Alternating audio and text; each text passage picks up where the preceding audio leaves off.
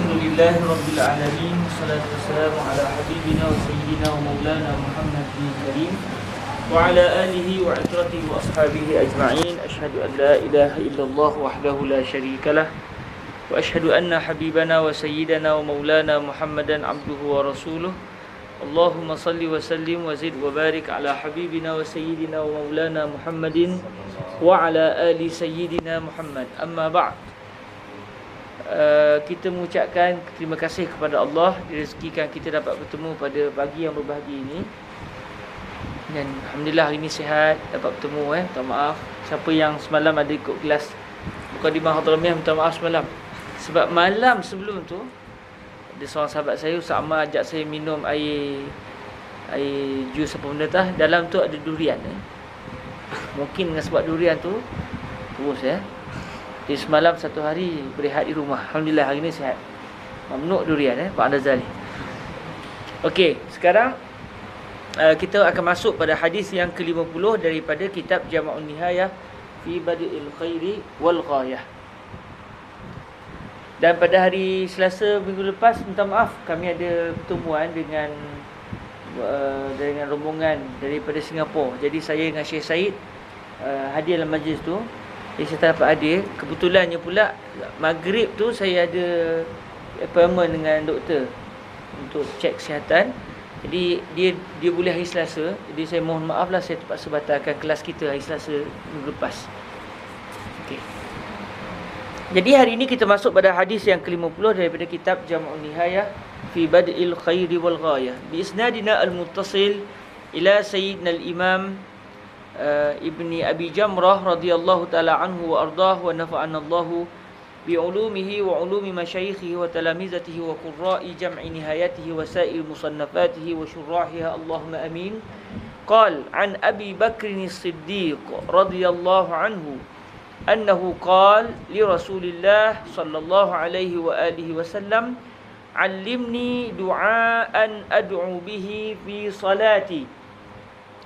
Qal Qul Allahumma inni zalamtu nafsi zulman kathira wa la yaghfiru adh-dhunuba illa ant faghfir li maghfiratan min 'indik warhamni innaka antal ghafurur rahim. Hadis yang diriwayatkan oleh Sayyidina Abu Bakar Siddiq radhiyallahu anhu. Sayyidina Abu Bakar antara sahabat Nabi yang sikit meriwayatkan hadis. Beliau dengar daripada Nabi banyak, tetapi beliau jarang menceritakan hadis Nabi kepada golongan tabi'in. Kerana pada sahabat yang lain dah menceritakan, jadi beliau kata okey, khalas, orang ni dah cerita, saya tak payahlah cerita lagi. Jadi Sayyidina Abu Bakar di antara para sahabat Nabi yang sedikit meriwayatkan hadis Rasulullah sallallahu alaihi wasallam, walaupun beliau mendengar banyak daripada Nabi daripada zaman Nabi di Mekah lagi. Orang yang mula-mula masuk Islam, takkanlah sikit beliau dengar daripada Nabi. Macam-macam beliau dengar daripada Nabi. Tetapi yang beliau sampaikan kepada tabi'in tidak banyak. Dan ini tidaklah mengurangkan kemuliaan Sayyidina Abu Bakar. Kerana yang tak bolehnya kita tahu satu hadis tapi tak nak beritahu, dan kadang orang lain tak beritahu. Tapi kalau dah ada sahabat yang menceritakan, jadi tidak lagi menjadi kewajipan ke atas sahabat yang lain untuk memberitahu orang yang lain. Jadi hadis ini diriwayatkan oleh Sayyidina Abu Bakar As-Siddiq radhiyallahu anhu, yang beliau telah bertanya kepada Nabi sallallahu alaihi wasallam, minta kepada Nabi, ajarkanlah saya doa yang saya akan berdoa dengannya di dalam sembahyang saya. Maksudnya tolong ajar kepada saya Rasulullah doa yang saya akan berdoa dengan doa ini sewaktu saya dalam sembahyang. Lalu Nabi mengajar kepada Sayyidina Abu Bakar, Nabi kata, sebutlah, maksudnya qul fi salatik, sebutlah dalam sembahyangmu, Allahumma inni zalamtu nafsi zulman katsira wa la yaghfiru adh-dhunuba illa ant faghfir li maghfiratan min 'indik warhamni innaka antal ghafurur rahim. Ya Allah, sesungguhnya saya telah menzalimi diri saya dengan kezaliman yang banyak, dan tak ada siapa pun yang dapat mengampunkan mana-mana dosa melainkan hanya kamu, ya Allah. Maka ampunkanlah bagi saya dengan satu keampunan daripada sisimu, dan rahmatilah saya, sesungguhnya kamu adalah Maha Pengampun lagi Maha Menyayangi. Ini adalah doa yang diajar oleh Nabi sallallahu alaihi wasallam, yang dalam doa ini kita diajar oleh Nabi untuk kita merendah diri dan mengakui kesilapan kita di hadapan Allah. Kita tak diminta untuk memberitahu kesilapan kita kepada orang. Kita diminta untuk mengadukan kesilapan kita kepada Allah. Ini beza di antara kita dengan agama Kristian. Agama Kristian dia mengadukan kesilapan dia kepada padri dia. Dalam Islam kita tak memberitahu aib kita kepada manusia. Sebab yang hanya tahu aib kita adalah Allah Azza wa Jal. Hatta dalam masalah fiqh, masalah hudud contoh, kalau kita la qadar Allah, bukan kita lah, kalau ada satu orang dia melakukan satu kesilapan yang boleh dijatuhkan hukuman hudud, tapi tak ada siapa pun yang tahu, adakah dia perlu mengaku kepada qadi? Yang sunatnya, yang paling afdal, dia tidak mengaku kepada qadi. Dia tak menceritakan kepada qadi akan kesilapan dia untuk dijatuhkan hukuman. Walaupun boleh, sebagaimana dilakukan oleh Sayyidina Ma'iz, oleh Sayyidatuna Imra'ah Makhzumiyah. Tetapi yang afdal adalah apabila Allah sudah tidak mendedahkan siapakah dia, apakah kesilapan dia, maka dia memohon keampunan kepada Allah semata-mata tanpa dia perlu menceritakan kepada qadi untuk dia dijatuhkan hukuman. Walaupun macam Sayyiduna Ma'iz, Imra'ah Ghamidiyah, mereka takut untuk dihukum di akhirat kelak. Jadi biarlah mereka dilunaskan di dunia supaya mereka selamat di akhirat.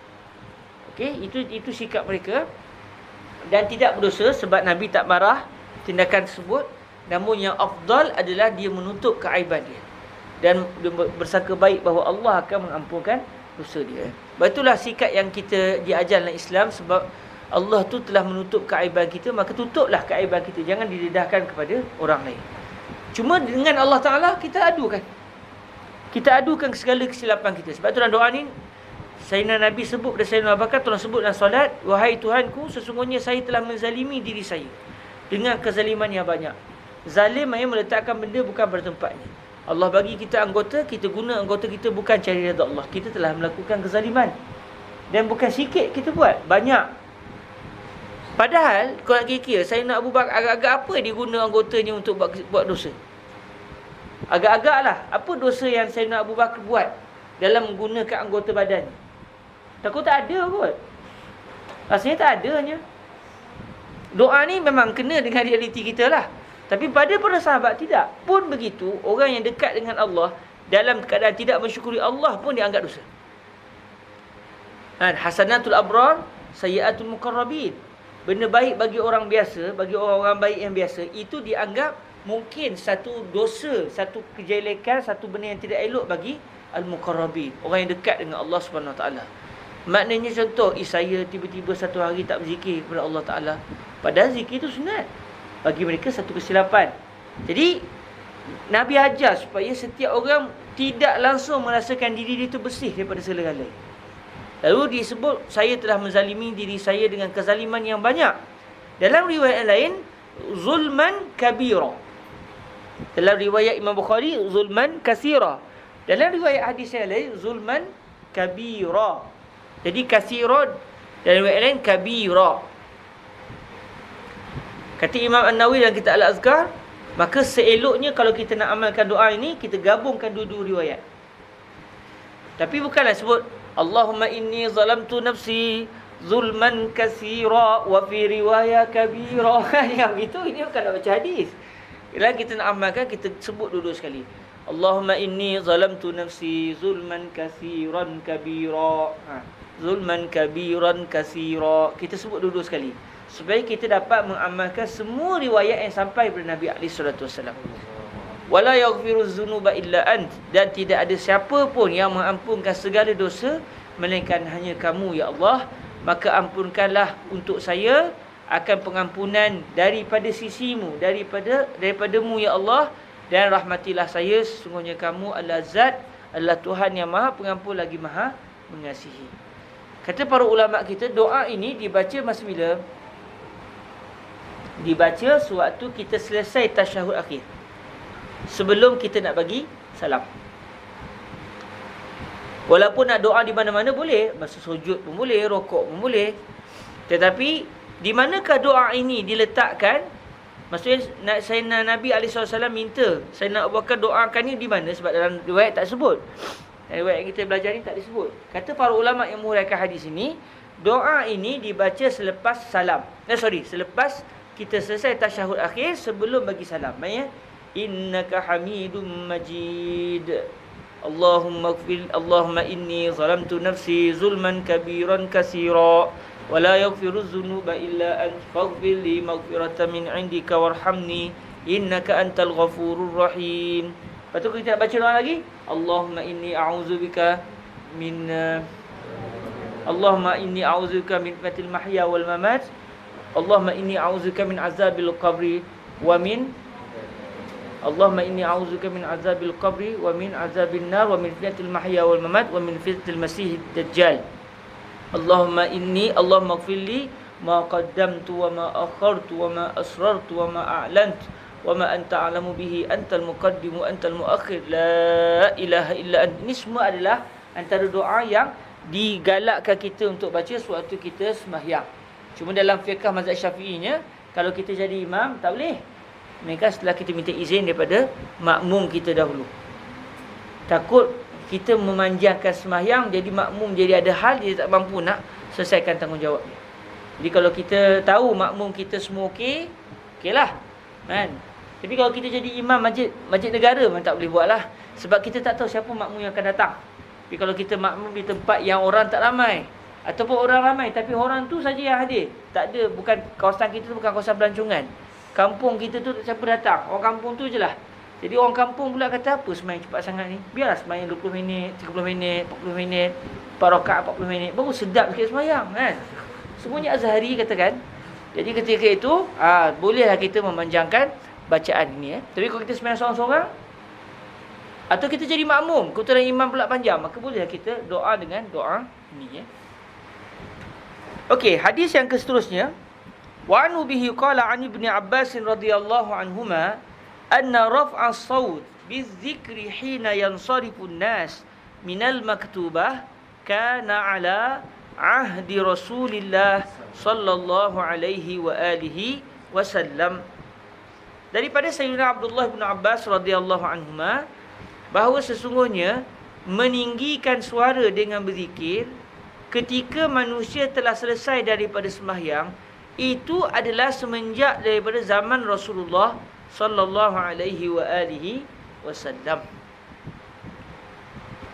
Jadi hadis yang ke-51 ini adalah hujah bagi mana-mana masyarakat yang berzikir secara kuat selepas daripada mereka selesai menunaikan sembahyang fardu. Sebab Sayyidina Abdullah bin Abbas mengatakan menjadi antara tanda bahawa sembahyang sudah selesai apabila mereka mendengar orang berzikir dengan kuat pada zaman Nabi SAW. Jadi maknanya semenjak zaman Nabi lagi berzikir secara kuat lepas sembahyang ni bukanlah satu benda yang bid'ah, tapi benda yang dilakukan oleh baginda Nabi SAW.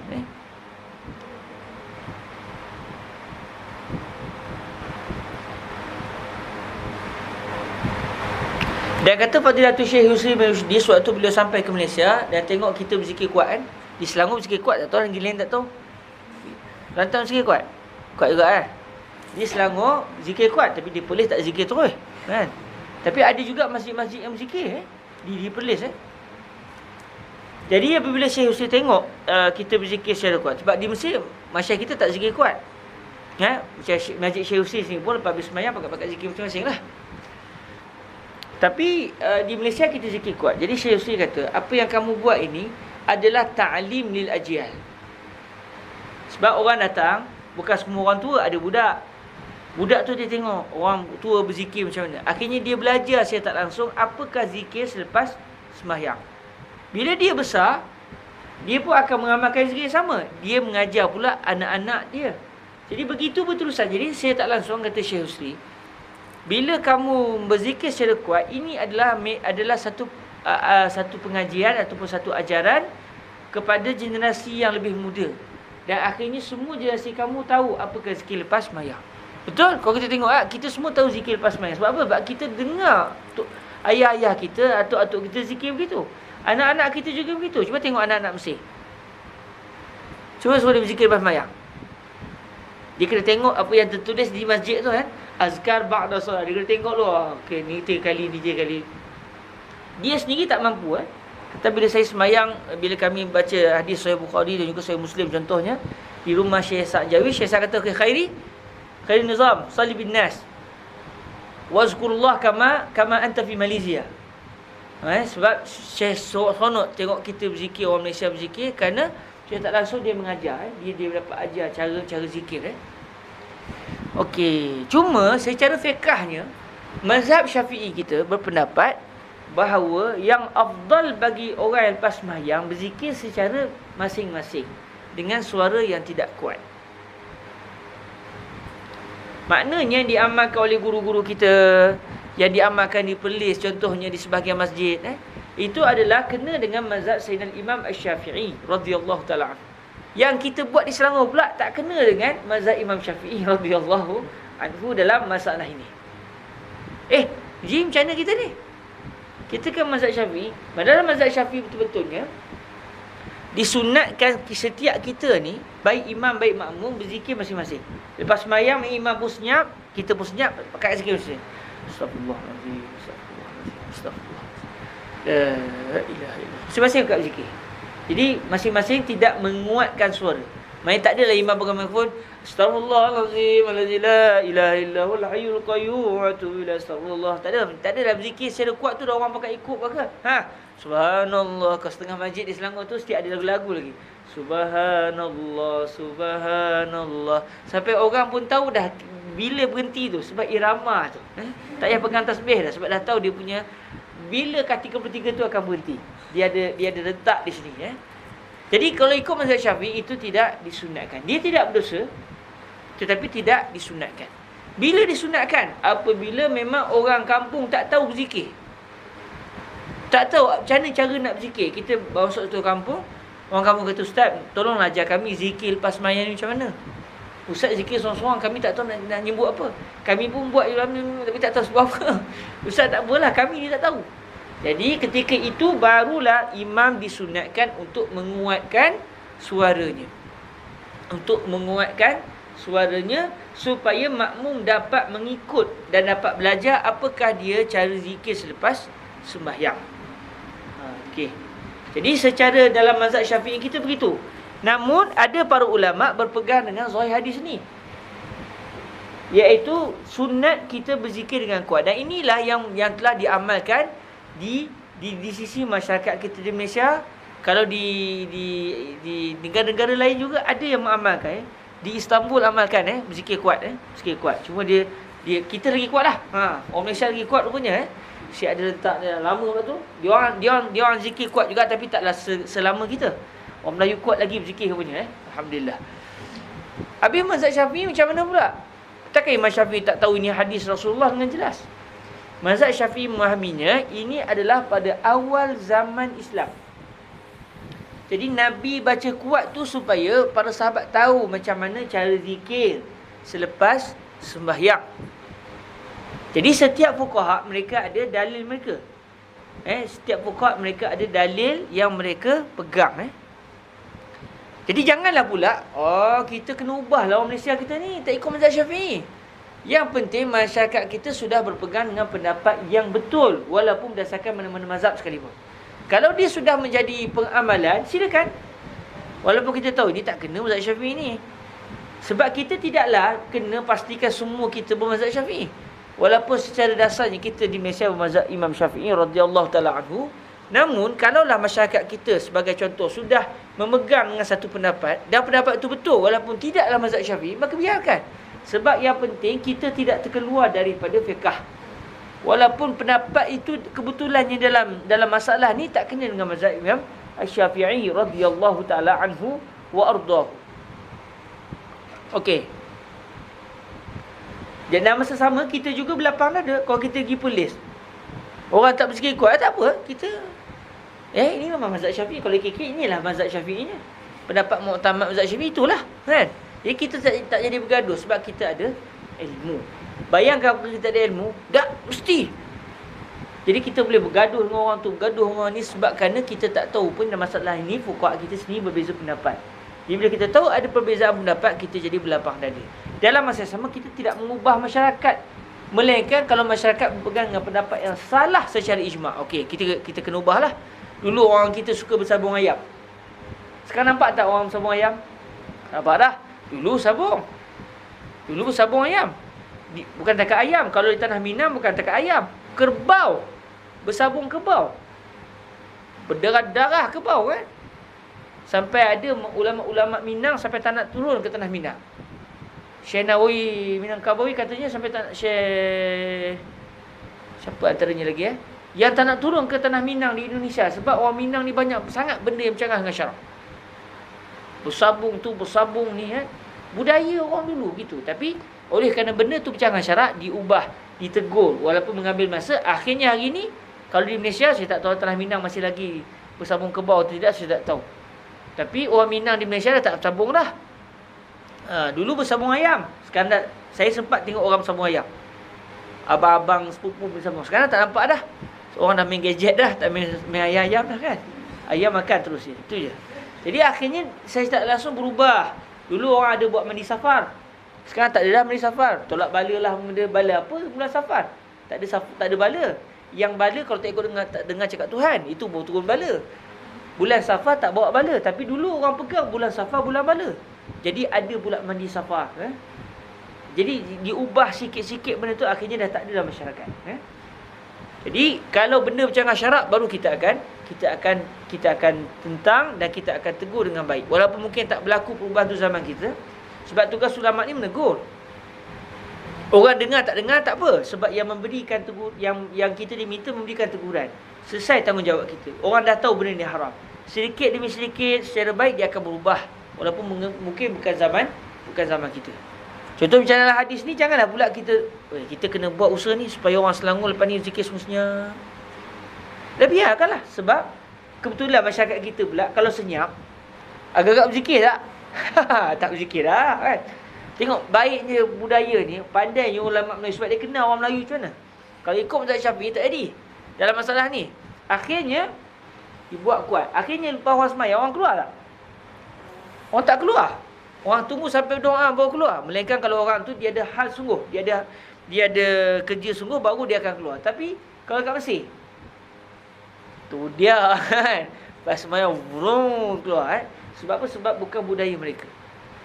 Tapi alhamdulillah, memang orang mungkinlah ada jugalah kelebihan mengapa ulama-ulama tua kita yang bermazhab Imam Syafi'i dan tahu pendirian Imam Syafi'i dalam isu ini tak pegang mazhab Syafi'i. Sebab kalau buat mazhab Syafi'i, orang Melayu kita ni tak akan laksanakan. Tapi akhirnya bila ada zikir lepas sembahyang orang pakai tu zikir, dan akhirnya dia menjadi majlis zikir. Okey. Ini adalah hadis yang ke-51. Kita pergi kepada hadis yang ke-52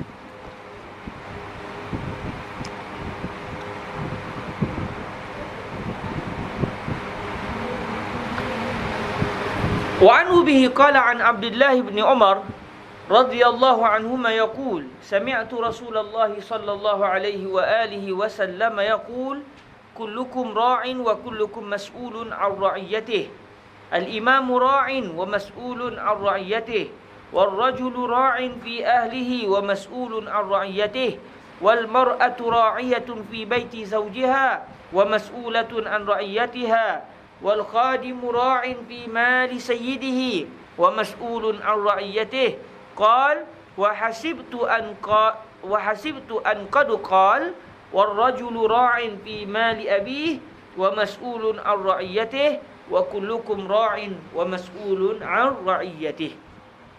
Hadis ni kita biasa dengar dan memang kita semua pernah menghafaznya. Kullukum ra'in wa kullukum mas'ulun 'an ra'iyatihi. Setiap kita adalah ra'i. Setiap kita adalah orang yang bertanggungjawab, orang yang menguruskan.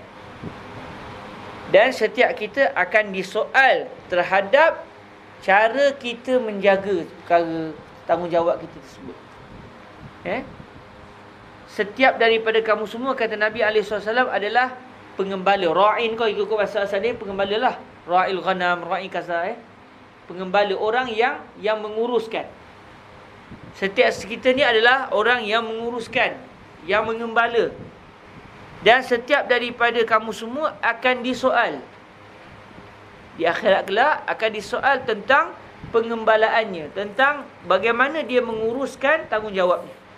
Lalu Nabi setelah menyatakan secara umum, Nabi perincikan terus siapakah contoh orang-orang yang mempunyai tanggungjawab. Walaupun Nabi dah sebut dah, semua kita adalah orang yang bertanggungjawab di atas di atas kuasa yang ada pada kita. Nabi mulakan dengan paling tinggi sekali, al-imam. Imam iaitu pemerintah. Al-imam mura'in. Pemerintah adalah orang yang mengembala. Dia mengembala rakyat dia. Dia menguruskan rakyat dia. Wa mas'ulun ar-ra'iyatih. Dan dia akan disoal oleh Allah Ta'ala terhadap bagaimana dia menguruskan rakyat dia. Makin banyak tanggungjawab, makin berat nak jawab. Makin sikit bawah kita, makin senang nak jawab.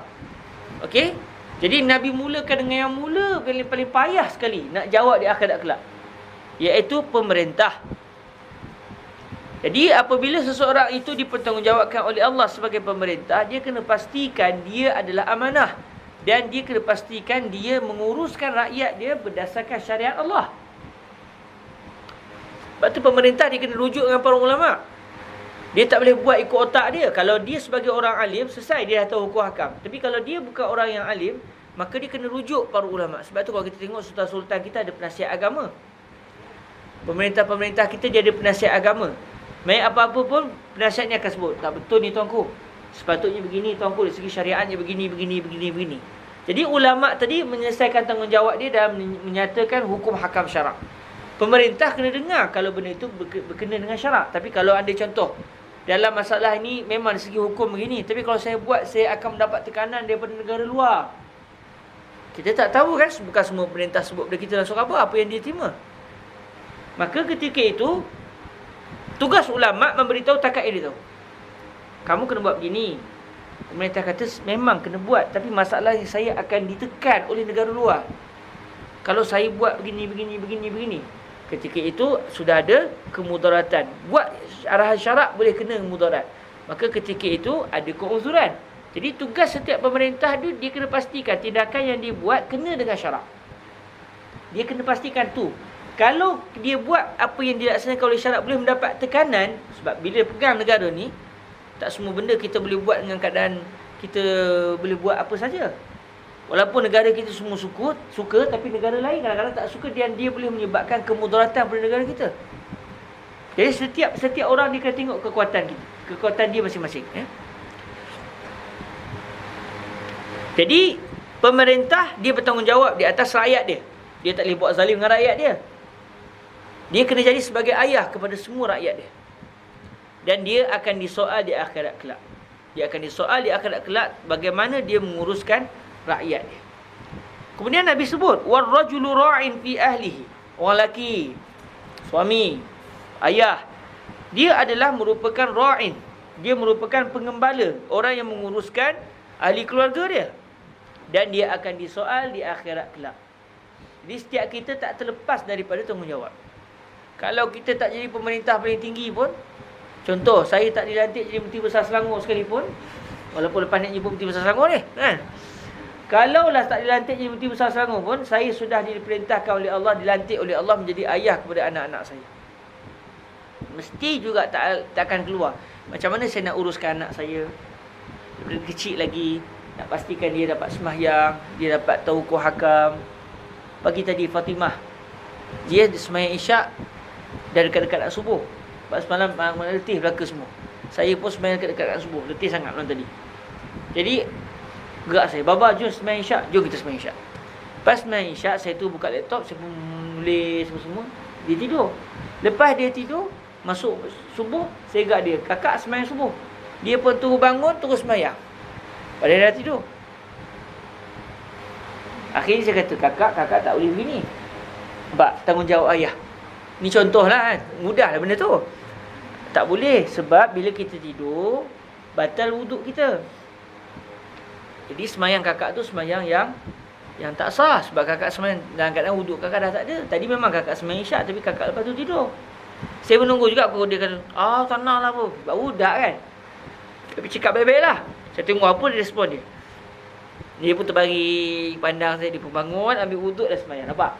Saya telah selesaikan tanggungjawab saya. Dan dia akan ingat bahawa lepas tidur batal wuduk. Sampai insya-Allah sampai dia dewasa. Maknanya selagi sampai bila-bila benda itu akan diwarisi. Dan dia akan sebut beranak dia nanti. InsyaAllah. Maknanya dia jadi satu tanggungjawab yang saya selesaikan, dia menjadi pahala yang berterusan. Sebab tu orang yang telah berkahwin, kata Syekh Husri, sempurna iman dia. Sebab dia boleh buat ibadah yang tak boleh dibuat oleh orang bujang. Iman di situ sempurna. Iman dia maksud sempurna. Sempurna agama dia maksud sempurna segala hukum hakam fiqah dia dapat laksanakan. Ibadah dia sempurna. Sebab orang bujang tak boleh, dia nak tegur anak dia tak ada anak lagi. Anak tekak ada lah kan. Tapi anak sendiri tak ada. Jadi dia tak dapat beribadah macam mana saya dapat beribadah pada malam tadi. Okey, jadi setiap ayah itu dia adalah orang yang akan disoal oleh Allah Ta'ala. Jadi sebab tu kita kalau ada anak, tak boleh kita biarkan anak kita tidak mengikut syariat. Sebab walaupun kita tak dapat memerintah negara, tapi kita ada negara kecil kita dalam keluarga kita. Macam mana kita nak laksanakan syariat dalam keluarga kecil kita, isteri kita, anak kita, kita sendiri. Jadi semua itu adalah memerlukan kepada kita mengembala mereka, ataupun dengan bahasa yang lebih lunak, kita menguruskan mereka dengan syariat. Dan kena ingat, di akhirat nanti kita akan disoal oleh Allah Ta'ala. Selesai itu puas hati kita. Kalau kita tidak bertanggungjawab dengan keluarga, kita akan mendapat musibah di akhirat kelak.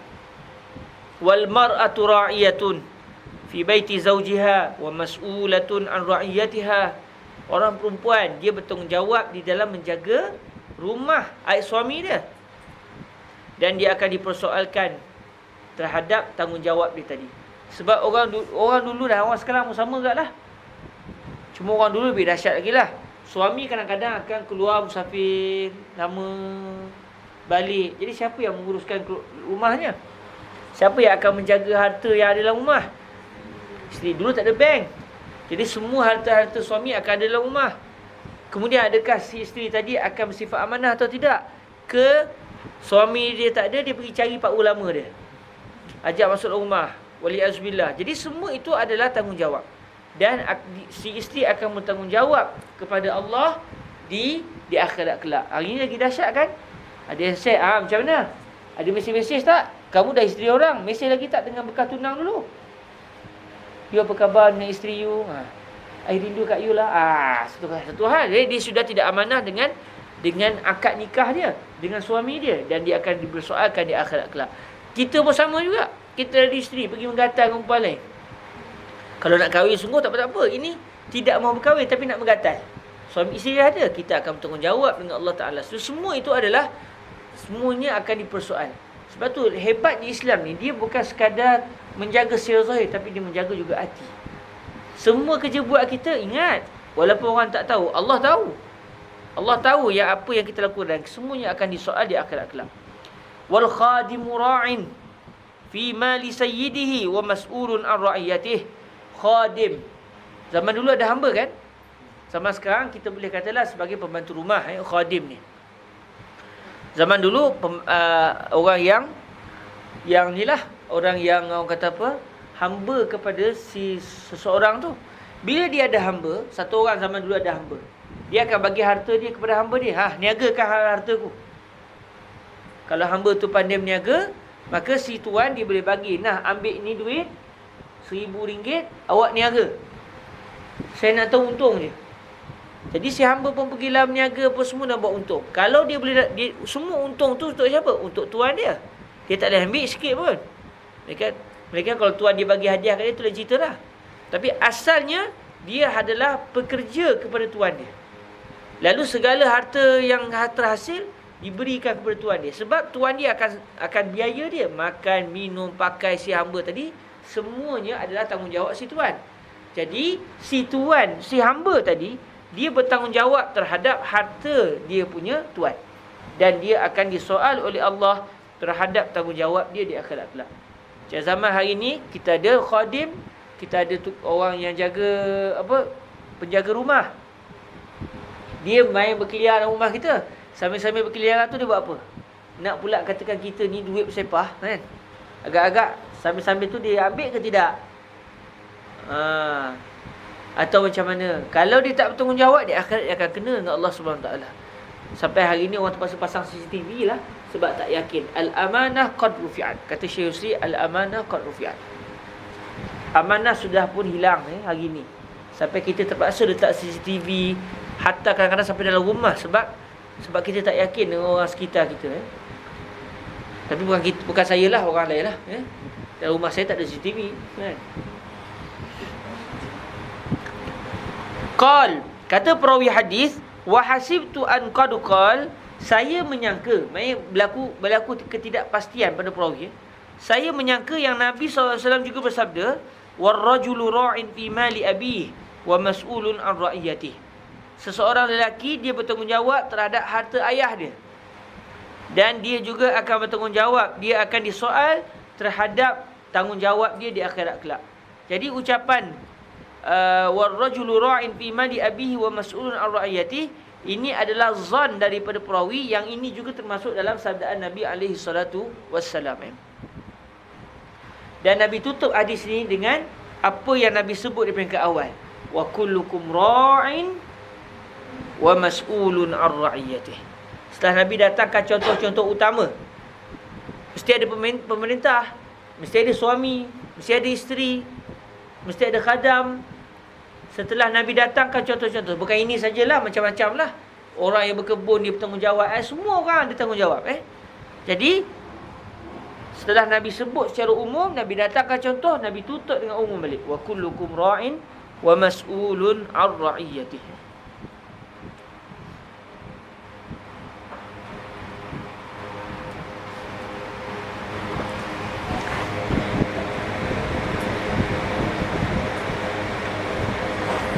Okey. Hadis yang ke-53. Ni hadis-hadis kita pendek-pendek subhanallah. Hadis yang ke-53, wa anhu bihi qala an Anas radhiyallahu anhu yaqul, kana an-nabiy sallallahu alaihi wa alihi wasallam idza ishtadda al-bardu bakkara bis-salati wa idza ishtadda al-har abrada bis-salati, yani al-jumu'ah. Daripada Sayyidina Anas radhiyallahu anhu, beliau berkata, Nabi SAW apabila sejuk itu melampau, zaman Nabi kan ada musim sejuk, musim panas. Mesir pun ada, sampai sekarang lah. Bahkan subhanallah di Madinah, musim sejuk di Madinah lepas subuh lagi kuat berbanding dengan pada waktu malam. Kalau di Mesir tak, malam tu kuat lah, tapi kalau belah pagi tu sejuk dia taklah sedahsyat macam waktu malam. Di Madinah lain sejuk Madinah lain Lepas main subuh tu terketar-ketar balik ke hotel InsyaAllah ada rezeki bulan 9 ni, bulan 11 ni ziarah Nabi lagi insyaAllah. Kalau ada rezeki lah nak join beliau Jadi apabila sejuk itu terlalu kuat, sejuk itu sangat-sangat kuat, main sejuk yang melampau, Nabi akan segerakan melakukan solat Nabi akan sembahyang pada awal waktu. Sembahyang fardu akan dilaksanakan pada awal waktu. Azan memang pada awal waktu dah. Masuk je waktu azan. Cumanya bila nak start iqamat tu, bila nak start sembahyang jemaah, kalau sejuk melampau-lampau, Nabi akan awal waktu. Sebab tak ada masalah. Kenapa nak dilambatkan? Sebab lambat pun still macam tu juga. Sejuk juga. Jadi sebab tu Nabi sembahyang pada awal waktu kalau pada musim sejuk. Wa iza ishtaddal har, tapi kalau panas melampau, abrada bisalah, Nabi akan menyejukkan sembahyang. Macam mana cara menyejukkan sembahyang? Iaitu Nabi akan menyejukkan, atau dengan maksud lain, Nabi akan menjadikan sembahyang lewat sikit daripada awal waktu. Kenapa? Kerana ketika dilewatkan, kepanasan sudah tidak lagi kuat. Sembahyang yang dimasukkan di sini sembahyang apa? Subuh sembahyang ke? Sembahyang maghrib panas juga ke? Matahari ada? Tak ada. Isyak? Tak ada. Subuh? Jadi sembahyang apa yang dimasukkan di sini? Kata perawi, yakni al-jumu'ah.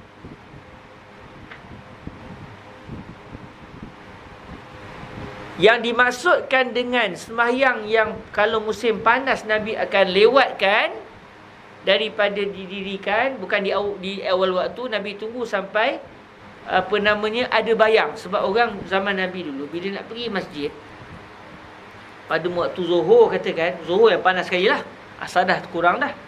Zuhur tu, bila Zuhur masuk, bila bayang sikit sangat kan, bila matahari di atas kepala, kemudian bila matahari gelincir saja matahari, maka bayang yang terhasil adalah kecil. Makin lama bayang akan mula memanjang. Jadi apabila bayang sikit, rumah-rumah para sahabat bayangnya je sikit je. Memang kalau orang berjalan tak dapat nak berteduh di bayang sebab sikit sangat kalau sembahyang awal waktu. Jadi Nabi tunggu sampai rumah itu berbayang panjang sikit. Masih dalam Zuhur dah. Bila bayang panjang, jadi para sahabat pergi ke masjid, di celah-celah rumah tu dapat dipayungi dengan bayang rumah, bayang pokok, sehingga sampai ke masjid. Jadi walaupun terasa panas, tidaklah panas sangat-sangat macam berjalan betul-betul bawah matahari. Masih ada bayang. Itu yang dimaksudkan abrada bis salati. Zaman hari ni tak berlaku dah. Abrad, kita sembahyang Zuhur di mana-mana pun semuanya awal waktu. Sebab apa? Nak pergi ke masjid tu, bangunan tinggi. Bangunan tinggi, lepas tu dekat-dekat pula tu. Sampai celah tu kita boleh jalan. Kemudian orang pergi pula kadang naik kereta, ada aircon kan. Lepas tu pula maknanya ada macam-macam lah. Maknanya sebab tu hari ni sudah tidak lagi wujud, tak diamalkan lagi sunat ibrad ni, sebab dah tak ada keperluan. Tapi kalau zaman Nabi dulu, ataupun kalau ada orang yang masih hidup di dalam suasana asal, duduk di padang pasir, duduk secara nomad begitu, maka dia boleh laksanakan benda ni. Kalau musim panas, kalau Malaysia tu tak ada musim panas dah. Malaysia dah tak ada musim panas kan. Panas kita tu panas geli-geli je, panas biasa-biasa. Taklah panas macam di Makkah Madinah. Hatta Kairah pun tidak dianggap panas. Musim panas di Kairah tu belum panas lagi. Dari segi fiqahnya, bila negara itu dianggap panas, macam Makkah, macam Madinah, macam Aswan, itu baru dianggap panas 40-50 darjah Celsius. Tapi kalau sekadar 30-35 tak panas lagi. Macam Malaysia, negara biasa-biasa Hujan-hujan panas je lah Malaysia tu. Tidak panas. Sebab itu ibarat ini adalah merujuk kepada negara yang memang panas terik. Itu kalau kita keluar terasa macam kena sengat matahari. Jadi sebab itu disunatkan ibrat, dilambatkan sikit sembahyang Zuhur. Azan macam biasa sebab nak beritahu waktu dah masuk. Tapi bila nak start orang akan sembahyang berjemaah, bila sudah berbayang, bangunan-bangunan sudah berbayang, lalu para sahabat dapat berjalan di celah-celah bayang tersebut. Baik. Kata perawi hadis ini, bukan Sayyidina Anas lah ni, perawi selepas pada Sayyidina Anas. Yakni yang dimaksudkan dengan sabdaan Nabi abrada bis salah, salat apa? Yakni al-jumu'ah, iaitu sembahyang Jumaat. Ini bukan kalam Sayyidina Anas. Ini kalam perawi lain. Sama ada tabi'in ke, yang pasti bukan Sayyidina Anas yang meriwayatkan hadis. Sebab Sayyidina Anas hanya menyatakan wa iza shtaddal har abrada bis salah, itu yang beliau gambarkan bagaimana suasana Nabi sewaktu musim panas ketika nak mendirikan sembahyang pada musim panas.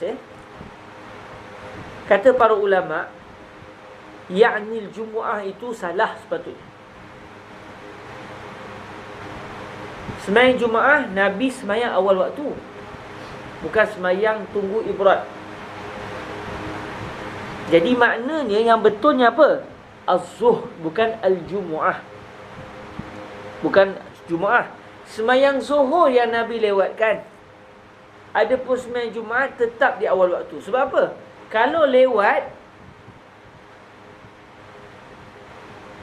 berlaku ta'zib. Kata Fadilatul Syekh Yusri bin Rusdi, berlaku ta'zib. Sebab apa? Kita pergi sembahyang Jumaat bukan sembahyang terus. Dia khutbah. Lepas tu sembahyang.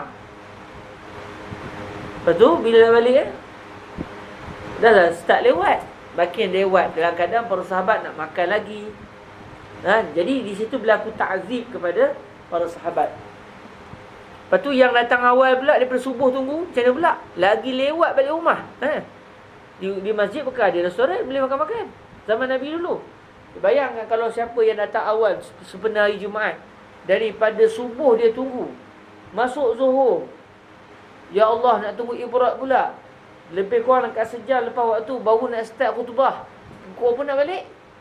Dengan laparnya lagi, jadi berlaku ta'zib. Ditambah lagi riwayat-riwayat lain yang menunjukkan Nabi pergi sembahyang Jumaat, Nabi sembahyang awal. Awal waktu tu azan, masuk waktu khutbah terus. Jadi yakni al-Jumu'ah, kenyataan ini silap, tetapi sanad dia betul. Sanad hadis ni betul.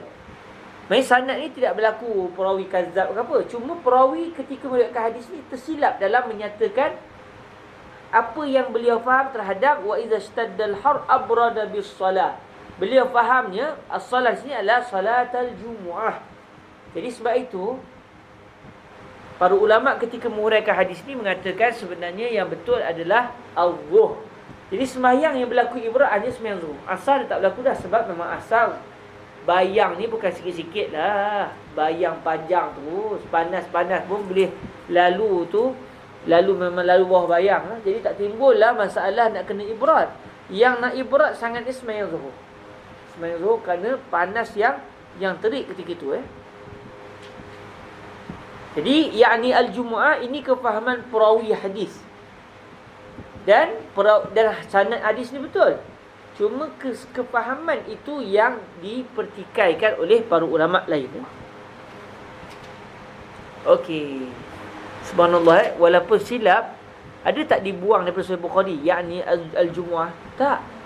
Sebab ini kefahaman. Kekalkan sebagaimana yang kita dengar, kemudian kita munakasyahkan kalau kita tak setuju.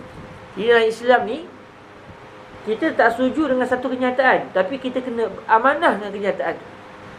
Sebab tu diajarlah kalau kita jumpa dalam kitab silap, jangan kita potong, kita buang. Kekalkan kitab macam mana yang asal. Lepas tu kalau kita tak setuju, kita sebut dalam huraian kita ataupun kita sebut di bahagian nota kaki bahawa kenyataan ni sebenarnya tidak tepat sekian-sekian. Kitab tu dikekalkan, tidak diubah-ubah kitab tu. Baik.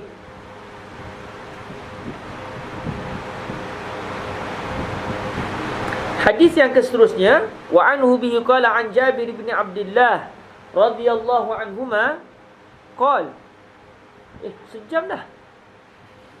La haula wala quwwata illa billah. Tak berlaku ibrat lagi dekat sejam dah Tapi tak sejam lagi sebab saya start tadi lewat sikit An Jabir bin Abdullah radhiyallahu anhuma qala, jaa rajulun wan nabiyyu sallallahu alaihi wa alihi wa sallam yakhutubu an-nasa yawmal jumu'ah. فقال أصليت يا فلان؟ قال لا. قال قم فاركع. قم فاركع. Jadi dalam hadis ini Sayyidina Jabir bin Abdullah radhiyallahu anhuma meriwayatkan kisah yang berlaku ketika Nabi sedang berkhutbah pada hari Jumaat.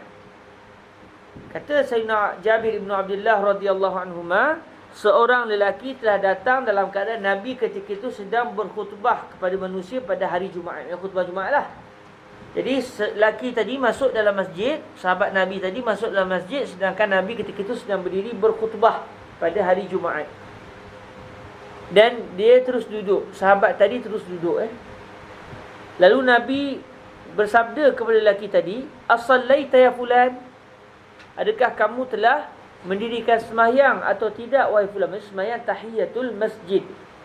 Adakah kamu telah mendirikan sembahyang? Maksudnya adakah kamu telah sembahyang 2 rakaat terlebih dahulu wahai si fulan sebelum kamu duduk tadi? Qala la. Sahabat tadi kata, tidak ya Rasulullah, saya masuk masjid terus duduk. Nabi kata, qum farka', bangun dan terus rokok. Bangunlah dan teruslah rokok. Maknanya dia kena bangun dan rokok terus, tak payah angkat takbir. Angkat takbir tak payah, macam Fatihah tak payah, bangun rokok terus. Kan hadis kata begini. Nabi tak kata pun qum fasalli. Nabi kata qum farka'. Maka tidak ada sunat tahiyatul masjid, ada rokok tahiyatul masjid. Betul ke cara faham itu? Ni Nabi sebut nak lawan Nabi? Tak, sebab kita kena faham sabdaan Nabi macam yang orang Arab faham. Bila orang Arab faham di sana ada majaz, maka kita kena faham sabdaan Nabi macam yang orang Arab faham. Sebab mana ada ibadah rokok semata-mata? Datang Syekh, anda nak rokok sekian? Rokok. Alhamdulillah selesai beribadah. Mana ada dalam syariat ibadah rokok? semata-mata. Mana ada? Sujud ada, sujud syukur. Tak ada rokok syukur Rokok syukur, rokok tolak bala tak ada Sujud syukur ada, sujud tilawah ada. Rokok tilawah tak ada. Okey, maknanya farka' di sini maknanya salli raka'atin. Maknanya berlaku itlaqul juz'i wa iradatul kull. Berlaku majaz di situ. Nabi sebut farka', tapi yang Nabi masukkan salli salatan kamilah raka'atain allati fiha ruku'. Jadi itlaqul juz wa iradatul kull.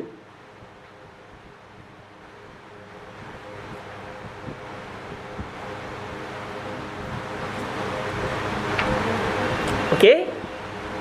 Baik, dalam hadis ini tahulah kita di sana disunatkan tahiyatul masjid walaupun sedang imam berkhutbah.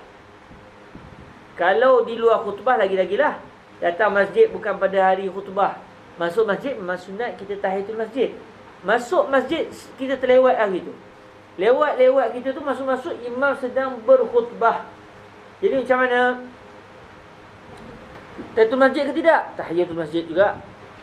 Imam khutbah, tetap tahiyatul masjid.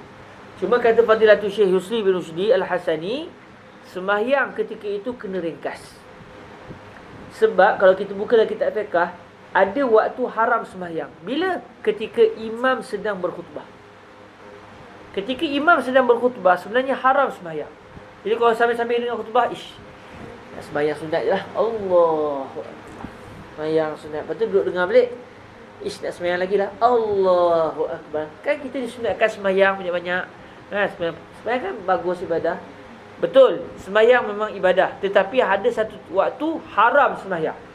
Bila? Ketika imam sedang berkhutbah. Bila lagi? Pada waktu-waktu yang diharamkan sembahyang. Lepas sembahyang subuh. Lepas sembahyang asar. Ketika matahari tegak atas kepala melainkan pada hari Jumaat. Itu semua adalah waktu-waktu yang diharamkan juga untuk kita sembahyang. Antaranya adalah sewaktu imam sedang berkhutbah. Melainkan hanya satu sembahyang saja boleh dibuat ketika imam sedang berkhutbah, iaitu tahiyatul masjid. Itu pun maknanya seringkas-ringkasnya. Maknanya hanya cukup, kata Fadilatul Syekh Yusri bin Rushdi, tidak boleh kita memanjangkan bacaan. Kita sembahyang seringkas-ringkasnya sebab asalnya haram. Asalnya haram, maka hendaklah kita ringkaskan sembahyang. Jadi kita sembahyang rukun saja. Tak perlu dah baca surah tu dia. Selama ni baca sampai 2 muka surat. Itu pun 2 muka surat juga. Tegak, imam mandang je. Budak ni kata. Yang aku sedang berkhutbah, yang dia pula pacak sembahyang. Tak betul cara begitu. Kita kena sembahyang seringkas-ringkasnya. Okey. Kata Fadilatul Syekh Yusri, antara kesilapan yang sering berlaku adalah apabila kita masuk dalam masjid terlewat pada hari Jumaat, dalam keadaan ketika itu sedang azan. Yang selepas azan itu imam akan berkhutbah. Yang ini banyak berlaku. Biasa kita buat apa?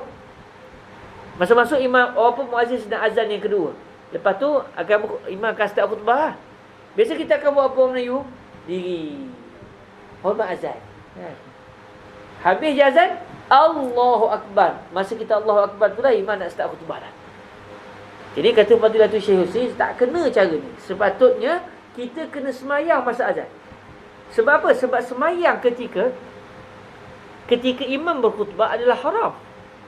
Maka apabila kita begitu keadaannya, kita nak semayang sewaktu azan, walaupun kita tak dapat menjawab azan, tak adalah kita masa semayang tu kan, iyyaka na'budu wa iyyaka nasta'in gitu, makmum Allahu Akbar, Allahu Akbar, Allahu Akbar, Allahu Akbar, ihdinas siratal mustaqim, Allahu Akbar, Allahu Akbar, Allahu Akbar, Allahu Akbar. Tak adalah kita menjawab azan tu sebab kita senang masyhur semayang.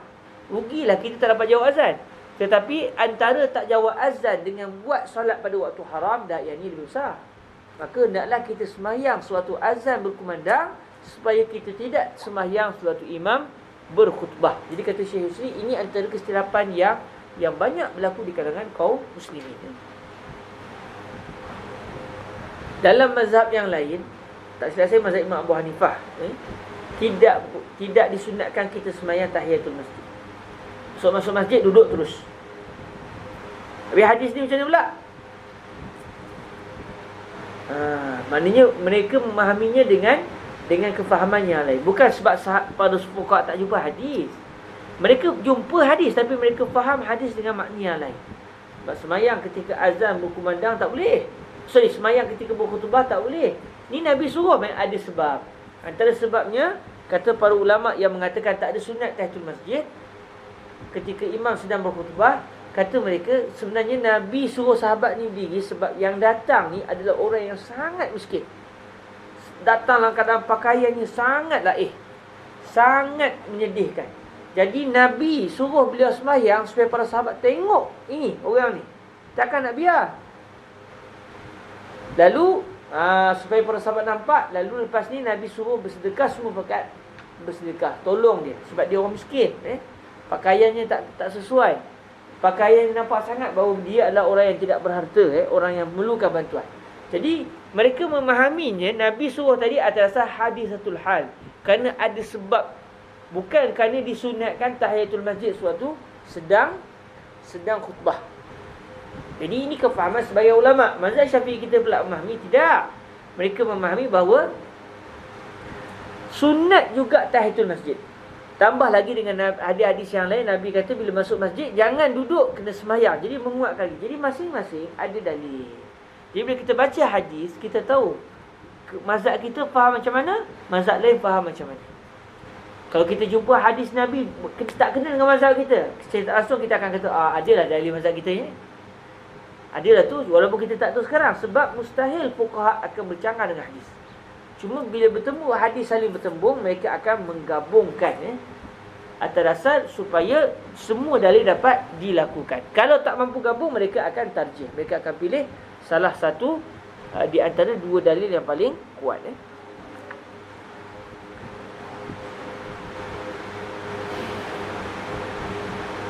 Kata Al-Fadil, ayah Ustaz Budi, suatu hurai kepada saya, main sanad tu sanad panjang sikit lah kan. Ustaz Budi boleh dengar terus daripada ayah, tapi saya dengar daripada ayah, Ustaz Budi dengar daripada saya. Kalau Ustaz Budi boleh dengar daripada ayah, okay, sanad sama lah, sanad cerita. Kata ayah Ustaz Budi, Ustaz Aziz Cik Man, kata bila suatu hurai hadis ni, semua masjid disunatkan kita bila masuk tahiyatul masjid, melainkan satu saja masjid. Masjid apa? Dengar daripada ayah. Jadi sanad kita samalah. Iaitu Masjidil Haram. Tawaf. Ganti kepada tahiyatul masjid ketika di Masjidil Haram adalah tawaf. Tapi secara peribadi lah secara peribadi zaman hari ini, kita masuk Masjidil Haram, nak masuk ke tawaf satu hal lah. Lepas tu kalau musim haji lagilah tak kata apalah kan. Bukan musim haji pun nak tawaf saja dekat 40 minit. Sebab apa? Sebab orang ramai dan bersesak. Saya tawaf ke atas 2 jam. Kalau tawaf di bahagian atas dekat 2 jam. Kalau tawaf biasa 40 minit. 40 minit ke setengah jam gitu. Jadi kalaulah ketika itu kita rasa payah sangat, kita pula dengan tak larat apa semua, ketika itu semayang je atas masjid. Sebab apa? Sebab kalau kita nak tawaf, tak lepas kita. Melainkan kalau kita tak apa, tawaf. Saya pun segak buat, masuk-masuk tawaf. Lepas tu, ya Allah. Jadi kita jadi terlambat habis. Sebab mereka kalau kita masa kita lapang, memang sunatnya memang kita tawaf lah. Tawaf. Okey. Hadis yang seterusnya. Dan rasanya inilah hadis yang terakhir yang kita akan baca pada hari ini. So, waktu kita sudah dah terlambat. Kalau baca pula lambat, marah orang Selangor. Ngadu kat Mufti Besar, terus saya tak datang mengajar orang Selangor dah. Wa anhu bihi qala an Anas bin Malik radhiyallahu anhu qala asabatin nasa sanatun ala ahdi Rasulillah sallallahu alaihi wa alihi wasallam fabainama an-nabiy sallallahu alaihi wa alihi wasallam yakhutubu fi yaumi jumu'atin qama a'rabiyyun faqala ya Rasulullah halakal malu wa ja'al 'iyal fad'u Allah lana farafa'a yadayhi wa ma nara fis sama'i qaza'atan. Sayyidina Anas bin Malik radhiyallahu anhu ceritakan kepada kita bahawa pada satu tahun sanah manusia telah ditimpa dengan satu tahun. Sanah di sini maksud dia musim kemarau. Musim kemarau. Sanah. Ini musim yang susah. tahun yang susah. Hujan tak turun. Sebab tu dalam bahasa Arab, walaupun sanah biasanya kita akan sebut sanah masuk tahun. Kullu sanah wa anta tayyib. Mesti kata apa? Kullu sanah wa anta tayyib. Allah makbulkan kata Syekh doa orang Mesir. Kullu sanah wa anta tayyib. Setiap tahun memang susah je. Sebab sanah tu maksudnya tahun yang susah. Setiap tahun yang susah awak baik. Baik mendoakan supaya setiap tahun susah. Kemudian dalam masa susah tu kita dapat bersabar. Sedangkan orang Mesir tak inginkan begitu, tapi salah guna kalimah tu. Di sana ada am, di sana ada sanah. Am merujuk kepada tahun yang baik, yang tak ada masalah. Sanah menunjukkan tahun yang susah, Jadi sanah merujuk tahun yang sukar. Jadi sebaiknya kita sebut kullu am wa anta tayyib, kullu am wa anta tayyib. Pada satu tahun yang susah, iaitu kemarau telah menimpa manusia pada zaman Nabi SAW. Suatu Nabi ketika itu, kata Sayyidina Anas, sedang berkhutbah pada hari Jumaat, sedang atas mimbarlah. Qama a'rabiyun, seorang lelaki pedalaman, yang bukan tinggal di Madinah tapi ditinggal di kawasan padang pasir. Dia datang ke Madinah, datang masuk ke dalam masjid Nabi dan sembahyang dengan Nabi. Suatu Nabi sedang berkhutbah, lelaki tadi pun berkata kepada Rasulullah SAW, sedang khutbah, menunjukkan bahawa bercakap dengan khatib tidaklah berdosa. Tapi kalau berborak benda tak sepatutnya, tak betul lah, kan? Khatib sedang berkhutbah, kat tangan, betul? Khatib, cantik lah baju. Sebab di mana ya sebab? Itu dah jatuh kerja lah pula, kan? Tapi kalau ada benda penting, Tuan Khatib, sekarang kita dalam kesusahan, maka mohonlah kepada Allah. Okey, ada untuk masalah ummah. Cuma kalau buat begitu, masuk surat khabar lah. Hari ni kalau buat macam tu, masuklah surat khabar. Tapi segi hukum tak ada masalah. Dari segi hukum tidak menjadi masalah. Qama a'rabiyun, seorang lelaki di pedalaman bangun sewaktu Nabi sedang berkhutbah. Lalu dia telah berkata kepada Nabi SAW, Ya Rasulullah, harta sudah binasa. Harta di sini maksud dia binatang ternakan. Binatang ternakan, tumbuh-tumbuhan dah binasa dah. Sebab tak ada air. Semua dah pakat mati. Waja'al iyal, ahli keluarga, anak-anak semua dah kelaparan.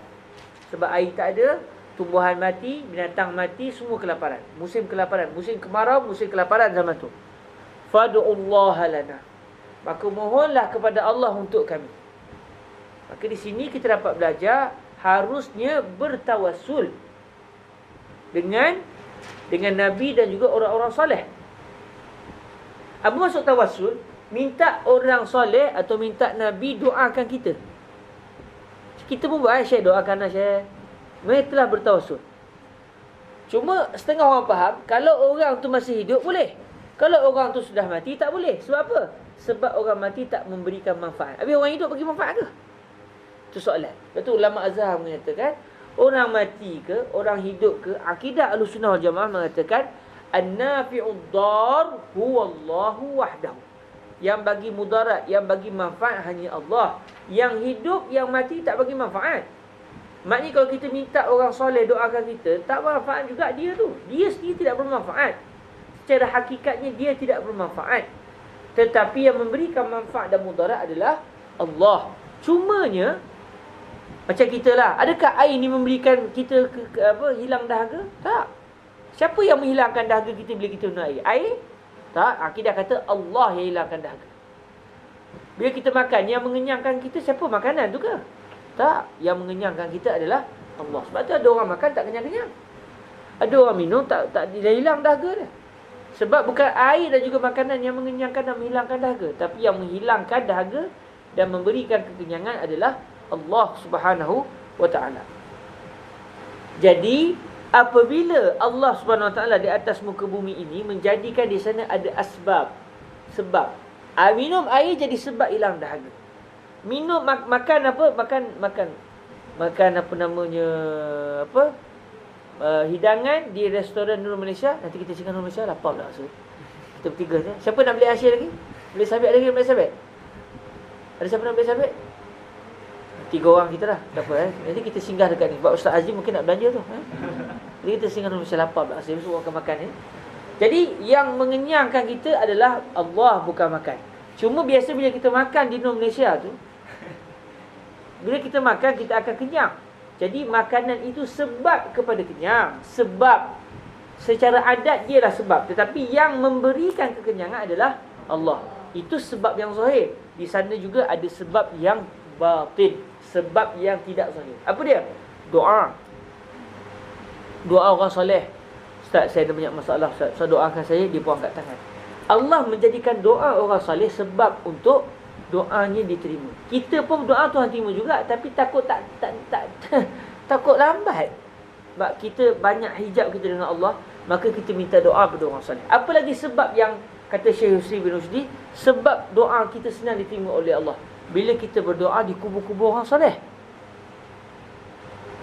Menjadi mujarab, menjadi pengalaman masyarakat sebelum ni, bila berdoa di kubur orang soleh, doanya mustajab. Sebab apa? Bila kita berdoa, orang soleh yang dah meninggal tu, rohnya masih ada. Walaupun mungkin jasadnya sudah tiada, rohnya masih ada. Maka roh tadi akan mengatakan Allahumma amin, Allahumma amin. Dia pula di syurga dia, dalam kubur dia. Kubur ni taman-taman syurga bagi orang soleh. Jadi doa pula, dia dah pertama kalau masa dia hidup dia orang soleh. Kedua, sekarang ni dia telah meninggal, dalam syurga pula berdoa. Takkanlah doa orang soleh tak didengar oleh Allah. Sebab itu doa di tepi kubur biasanya mujarab.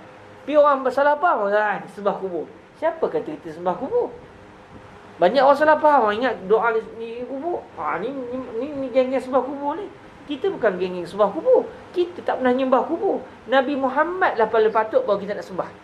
Pun kita tak sembah Nabi Muhammad. Takkanlah syekh yang tak sampai darjat Nabi ni pun kita nak jadikan sebagai Tuhan. Nabi Muhammad pun kita takkan jadikan sebagai Tuhan. Takkanlah syekh wali-wali Allah ni boleh pula yang takkan sampai tahap seorang Nabi, kita nak jadikan dia sebagai Tuhan. Tapi kadang-kadang buruk sangka orang. Orang buruk sangka. Ini syirik. Apa ni? Sabar syekh. Semua benda syirik kan.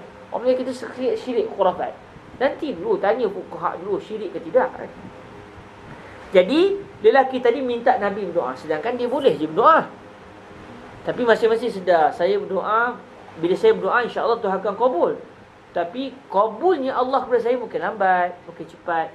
Tapi kalau Nabi, Nabi lain. Nabi tinggi darjat sisi Allah. Lalu sahabat tadi minta Nabi mohon kepada Allah agar Allah menurunkan air hujan, ya. Farafa yadayhi. Lalu Nabi pun mengangkat tangan Nabi ke langit. Nabi pun angkat tangan Nabi sewaktu sedang Nabi berkhutbah. Wa ma nara fis sama'i qaza'atan. Kata Sayyidina Anas, masa tu kami tengok di langit kosong, tak ada sebarang awan. Sebab masjid Nabi tak ada atap Masjid Nabi tak ada atap. Jadi bila sembahyang memang nampak langit terus. Hanya dikepung dengan dinding saja. Di bahagian depan di atap, dalam 3 saf mula-mula tu dia ada atap. Tapi di belakang-belakang tak ada atap. Jadi kalau orang pandang belakang, nampak langit tu jelas, tak ada sebarang awan. Maknanya tak ada tanda hujan akan turun. Kalau ada awan, insya-Allah kot bolehlah lama-lama sikit turun hujan kot kan, sebab awan menanggung air. Ini kosong, memang tak akan hujanlah secara adat. Tetapi bertembung ketika itu adat yang zahir dengan adat yang batin. Bila Nabi angkat tangan, maka kata Sayyidina Anas, masa Nabi angkat tu tangan langit kosong. Tak ada langsung awan. Fawallazi nafsi biyadi. Terus Sayyidina Anas bersumpah. Sumpah dengan nama Allah, demi Tuhan yang diriku ini di dalam tangannya, iaitu dalam kekuasaannya. Sebab mustahil Allah di tangan. Tapi ini memang bahasa orang Arab. Baina yadaillah, di antara dua tangan Allah. Bukan maksud dia depan, bukan maksud dia Allah di dua tangan, tapi di hadapan keridhaan Allah. Ikutlah apa takwil sekali pun. Mustahil. Sebab kita dah belajar dalam akidah Asy'ari, akidah Ahlussunnah, wa kullu nasin aw hamat tashbiha awilu aw fawwid wa rum tanziha, ay waqsid tanziha. Kata Sayyidina Anas, fawallazi nafsi biyadihi ma wada'ahuma hatta thara as-sahabu amsal al-jibal thumma lam yanzil an minbarihi hatta ra'aitu al-matar yatahadaru ala lihyatihi sallallahu alaihi wa alihi wasallam. Kata Sayyidina Anas, demi Tuhan, nak katanya benda ni ajaib betul-betul. Sampai saya kata, demi Allah yang aku bukan tipu-tipu ni, demi Allah yang aku ni dalam genggamannya, aku ni dalam kekuasaannya, Tidak Nabi turunkan tangan Nabi daripada doa tu, mula angkat tangan. Masa angkat tangan kosong langit. Tidak Nabi turunkan tangan Nabi sewaktu berdoa, melainkan sebelum Nabi turunkan tangan itu, aku melihat awan mula datang di atas langit Madinah. Bukan sikit-sikit, seperti gunung besarnya awan tu, yang banyaknya, besar-besar awan yang mula berada di langit Madinah. Dan Nabi tak turun daripada mimbar, melainkan aku melihat, kata Sayyidina Anas, hujan sudah mula menitik daripada janggut Nabi SAW. Wow, saya kata dengan mamai. Tapi kenapa Nabi tak doa awal? Bukan Nabi tak tahu. Para sahabat, yang ni mati, yang ni yang ni kambing ni mati, yang ni untanya mati, yang ni gandumnya tak subur mati habis. Tapi kenapa Nabi tak doa awal? Sebab kata Fadilatul Syekh Yusri bin Rusdi, Nabi redha dengan qada Allah Azza wa Jalla dan juga qadar Allah. Bagi Nabi sendiri, Nabi redha. Apa yang Allah putuskan, musim kemarau, baik bagi Allah, maka okey, redha. Kalau hujan, baik bagi Allah, maka redha. Sebab tu dalam peristiwa Isra Mi'raj, masa Nabi dapat sembahyang 50 waktu, ada Nabi dapat ya Allah, ketil awi. Dah ketil awi ya Rabb. 50 dah zai. Ada Nabi kata begitu? Tak, Nabi turun bawa 50. Siapa yang sekat Nabi? Nabi Musa. Nabi Musa kata apa? Umatmu tak mampu, minta Allah. Bila sebut saja umat, khalas. Nabi ni sebut saja umat, habis. Kalau diri Nabi sendiri redha, benda pun tak apa, semuanya baik. Tapi kalau berkait saja dengan permintaan umat, yang berkaitan dengan umat Nabi, sayangnya Nabi kepada umat, dah. Kalau berat pada umat, saya akan mohon kepada Allah. Sebab tu, bila sahabat tadi minta daripada Nabi, Nabi angkat tangan terus. Padahal Nabi tak angkat awal-awal tu. Tak ada 2-3 minggu sebelum tu angkat tangan. Kalau angkat, turun juga hujan. Sebab tak ada siapa minta. Jadi, semua kuat kot. Semua tak sabar kot. Okey, khalas. Tawakal Allah, semuanya kuat. Tapi lah kali tak kuat juga. Sahabat tak kuat. Kalau kita, bukan setakat seminggu, 2 minggu, hari mula-mula tak minta dah kan. Sahabat sabar juga tu. Tapi lah kali ada seorang kata, sampai dah ni, oh, tolonglah ya Rasulullah, doalah. Jadi Nabi pun mula mengangkat tangan kerana kasihkan Nabi kepada umat. Rahmatnya Nabi kepada umat. Alhamdulillah. Lalu mula turun hujan. Kata Sayyidina Anas, famutirna yawmana zalik wa minal ghad wa min ba'dil ghad wallazi yali hatta al-jum'atil ukhra. Hujan turun tak berhenti. Hujan turun tak berhenti. Bukan sehari dua, seminggu. Seminggu hujan tak berhenti. Seminggu hujan tak berhenti. Hari Jumaat tu, Sabtu, Ahad, Isnin, Selasa, Rabu, Khamis, Jumaat. Bukan, kalau boleh bayanglah apa yang berlaku. Bukan habis banjir Madinah. Banjir tu ke Madinah. Ada Nabi kata, ya Allah, cukup, ya Allah, banyak sangat. Tak, Nabi tak kata apa. Nabi redha dengan qada dan qadar Allah SWT. Kita dah minta Tuhan nak bagi banjir. Baik dah tu, bagus dah tu. Akhirnya para sahabat pun tak minta. Tak ada pun sahabat kata, Rasulullah, ni dah banjir teruk dah ni. Angkat tangan aku. Minta tolong dengan Allah Ta'ala. Sahabat yang di Madinah semua senyap. Sebab mereka bersama dengan Nabi dan terkesan akhlak Nabi itu pada mereka. Lalu mereka pun senyap. Tahu? Redha dengan qada dan qadar Allah Azza wa Jalla.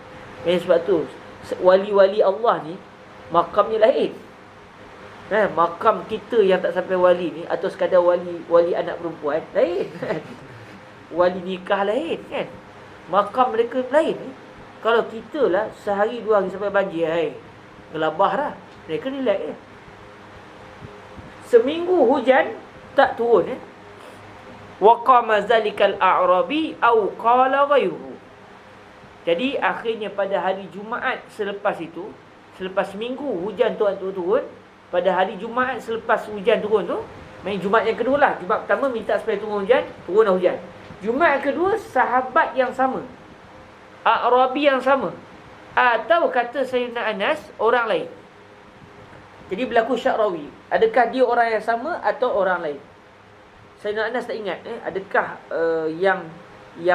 yang datang kali kedua ni A'rabi yang sama, sahabat yang tinggal di pedalaman yang sama, atau orang lain? Yang penting adalah satu orang sahabat Nabi minta kepada Nabi, sedang Nabi dalam khutbah juga. Faqala ya Rasulullah, tahaddamal bina wa ghariqal mal fad'u Allah lana. Ya Rasulullah, rumah habis dah. Runtuh dah rumah ya Rasulullah. Dah hujan berterusan, betul rumah zaman tu diperbuat daripada tanah liat, kebanyakannya tanah liat. Dah sampai hujan seminggu, habis. Rumah pun dah runtuh ya Rasulullah kan. Harta-harta pun dah tenggelam belaka dah. Kalau sebelum ni mati, yang ni pun dah mati juga, mati tenggelam dengan air pula. Fad'ullaha lana. Maka mintalah untuk kami ya Rasulullah. Fad'ullaha lana, untuk kami ya Rasulullah, bukan untuk kamu. Kamu akan redha kami ni. Farafa'a yadayhi, Nabi pun angkat tangan ya. Subhanallah. Betul lah kalau kita perasan semua peristiwa yang berlaku pada Nabi begitulah. Kalau berkait dengan Nabi, Nabi redha. Tapi tengok masa dalam peristiwa ditolak oleh orang-orang di Taif. Nabi tak nak minta kepada Allah Ta'ala. Cuma Nabi yang minta adalah supaya Allah bagi hidayah kepada itu je. Sebab dia berkait dengan Nabi. Tapi kalau berkait dengan umat Nabi, tak, Nabi berdoa. Nabi berdoa supaya Allah selamatkan umat Nabi ya. Sallallahu alaihi wasallam. Farafa'a yadayhi wa qala Allahumma hawalaina wa la alaina. Fama yushiru biyadihi ila nahiyati minas sama' illa farajat wa saratil madinatu mislal jawbah wa salal wadi qanatu syahra wa lam yaji ahadun min nahiyatin illa haddasa bil jawd. Bila lelaki yang kali kedua ni minta kepada Nabi, subhanallah, Nabi berdoa, kita belajar dari Nabi tak kata ya Allah berhentikanlah hujan. Sebenarnya Nabi berdoa, ya Allah alihkan hujan ke tempat lain. Hujan terus turun, tapi alihkan. Cantiknya Nabi berdoa. Kalau kita stop hujan ya Allah, bila stop hujan lagi kan tak cukup air, kita nak minta air lagi. Nabi tak, Nabi doa, ya Allah alihkan hujan. Supaya hujan terus turun. Turun di mana? Di tempat yang bukan ada rumah orang. Di kawasan sekitar Madinah yang tak ada orang, kawasan padang pasir. Jadi air itu terus turun dan bertakung lalu menjadi sumber air kepada orang Madinah selepas itu. Pandainya Nabi memilih doa. Sebab tu kita dalam doa pun kita kena pilih dengan baik. Kalau kita berdoa tak betul, kalau amin, habis kita. Sebab tu dalam memilih doa sangat-sangat perlu dijaga. Sebab tu kata para ulama kita, elok kita berdoa dengan doa yang disebut oleh Nabi-Nabi, Rasul-Rasul dan juga para ulama. Sebab mereka sangat teliti dalam memilih doa. Lalu kata Sayyidina Anas Ibn Malik radhiyallahu anhu, Nabi berdoa, Allahumma hawalaina wa la alaina. Ya Allah, turunkan hujan di sekitar kami, jangan turunkan hujan kepada kami. Kena terus kepada kami di Madinah. Fama yushiru biyadihi ila nahiyati minas sama' illa farajat. Maka tak turun kata Sayyidina Anas, Nabi sewaktu berdoa tu Nabi buat tangan tu, Allahumma hawalaina wa la alaina, Allahumma hawalaina wa la alaina. Nabi isyaratkan tangan Nabi ke awan yang sedang berada di atas Madinah. Di mana tangan Nabi beralih, di situ awan bergerak. Nabi alih gitu, bergerak awan di situ. Subhanallah. Ini nak katanya Nabi ni ahlu tasrif. Kun fayakun. Allah Ta'ala jelmakan, Allah Ta'ala tajalikan kun fayakun yang ada pada Allah, ada pada Nabi. Dengan izin Allah, apa yang Nabi nak Allah jadikan. Sebab Nabi adalah khalifatullah. Jadi bila Nabi alihkan tangan begitu, Allahumma hawalaina wa la alaina, Nabi alih-alihkan tangan Nabi begitu, awan pun bergerak. Menyebabkan kata Sayyidina Anas, wasaratil madinatu mislal jawbah. Akhirnya Madinah ini seperti al-jawbah. Al-jawbah ni apa dimaksud? Al-hufratul mustadirah. Apa namanya hufrah? Hufrah apa cakap lagi? Lubang yang bulat Jadi Madinah seperti lubang yang bulat. Jadi Madinah ni bila langit kosong, tetapi berawan. Awan tu di atasnya di sekeliling Madinah, menyebabkan Madinah ni seperti kawasan kosong, kawasan galian, kawasan hufrah yang kosong. Kawasan apa tadi? Lubang yang kosong. Hujan tak turun, tapi di sekitar Madinah hujan turun. Sehingga kata Sayyidina Anas, wasalal wadi qanatu syahran. Terusan Qanah, nama terusan dia, Wadi Qanah. Terusan Qanah, kalau kita pergi ziarah Madinah, kita pergi ziarah syuhada Uhud, kita akan jumpa turusan tu panjang Wadi Qanah ni panjang. Bukan pendek Sebenarnya dia berapa kilometer wallahu alam saya pun tak tahu. Tapi bila hujan turun, kawasan dia lembah sikit. Bila hujan turun dia akan berair. Jadi air itu menjadi sumber bagi penduduk Madinah. Jadi Wadi Qanah ni, terusan Qanah ini mengalir selama sebulan. Nak kata banyaknya air yang turun, air hujan yang turun sehingga penuh Wadi Qanah dengan air. Akhirnya dia mengalir air itu selama sebulan dan diambil manfaatnya oleh penduduk Madinah. Walam yaji ahadun min nahiyatin illa haddatsa bil jaud. Tak ada siapa pun datang daripada luar Madinah, mereka semua cerita, tumbuh-tumbuhan kita semuanya sihat sebab air hujan apa semua cukup, apa semua menceritakan tentang al-jaud, menceritakan tentang kesuburan hasil daripada hujan yang turun ketika itu.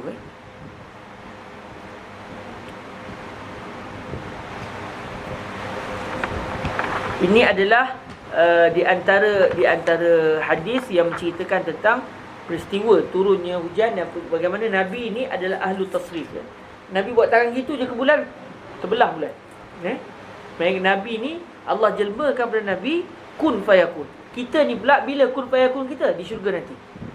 Allah jelmakan kun fayakun kita jadi terus di syurga nanti. Di dunia ni tak apa-apa menjadi Saya pernah doa ni, Allahumma hawalaina wala alaina, pernah saya lakukan. Satu hari tu ada satu program di Shah Alam.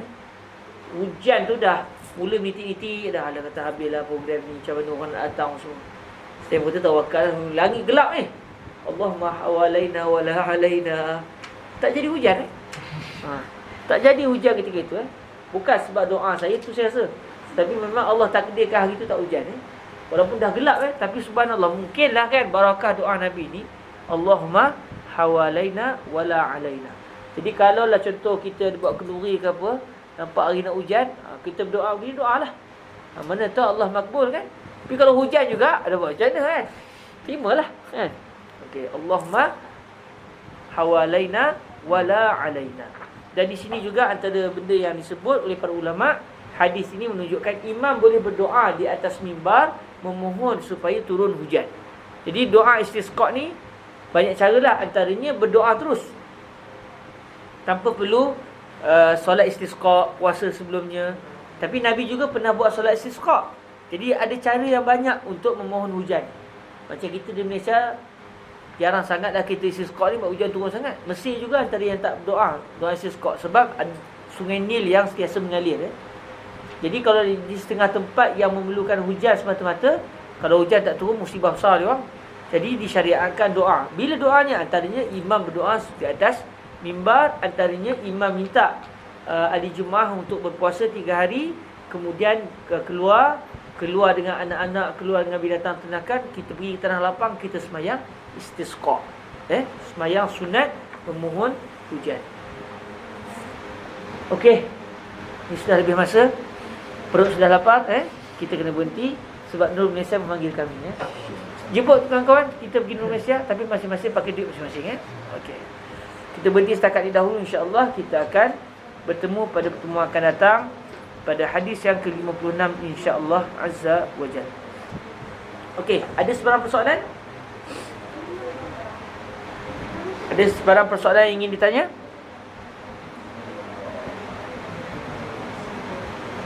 Clear semua Okay, kalau semua clear, alhamdulillah, kita tangguhkan majlis kita dengan kita berselawat ke atas junjungan mulia Nabi Muhammad sallallahu alaihi wa alihi wasallam. Allahumma salli afdala salatin ala as'adi makhluqatika sayyidina Muhammadin wa ala alihi wa sahbihi wa sallim adada ma'lumatika wa midada kalimatika kullama ذكرك الذاكرون وغفل عن ذكره الغافلون اللهم صل أفضل صلاة على أسعد مخلوقاتك سيدنا محمد وعلى آله وصحبه وسلم ماتك ومداد كلماتك كلما ذكرك الذاكرون وغفل عن ذكره الغافلون اللهم صل أفضل صلاة على